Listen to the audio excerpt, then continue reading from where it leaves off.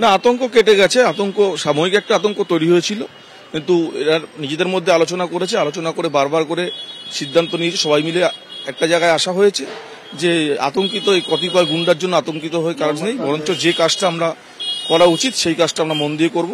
গুলশানের ডেভেলপমেন্টটা আমাদের লক্ষ্য থাকবে। দেখুন, ওই ছাদের ওপর থেকে গুলি, মার্ডার হওয়া এগুলো সব আমি আসার আগে হয়ে গেছে। আমি আসার পর থেকে ক্রিমিনাল কাজকর্ম বলতে বহিরাগত গুন্ডারা এসে মাঝে মাঝে রাতের অন্ধকারে যেটা করে যাচ্ছে, এর বিরুদ্ধে পুলিশকে বলা হয়েছে বারংবার। এর আগে অনেকবার অ্যারেস্টও হয়েছে, কিন্তু তারা জেল থেকে ছাড়া পেয়ে তারা আবার এসে জায়গাটাকে অশান্ত করে।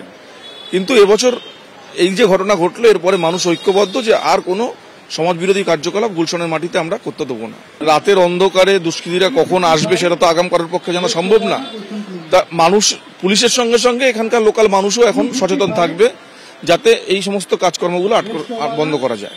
কারণটা অন্য, কারণটা একসময় এরা কর্তৃত্ব করতো এই অঞ্চলে, এই 10-12টা ক্রিমিনাল পুরো গুলশানকে কন্ট্রোল করত।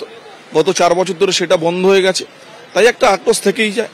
আগে গুলশানের লোক গুলশানের হয়ে কথা বলতে পারতো না, আগে তপসিয়া থেকে লোকরা এসে এখানে কন্ট্রোল করতো। সেই তপসিয়া লোকেদের আসা বন্ধ হয়ে গেছে। এখন গুলশানের কি কাজ হবে না হবে গুলশানের লোকই ঠিক করছে। এটা নিয়ে অনেকের সমস্যা আছে, সেখান থেকে হয়তো আক্রোশ তৈরি হতে পারে।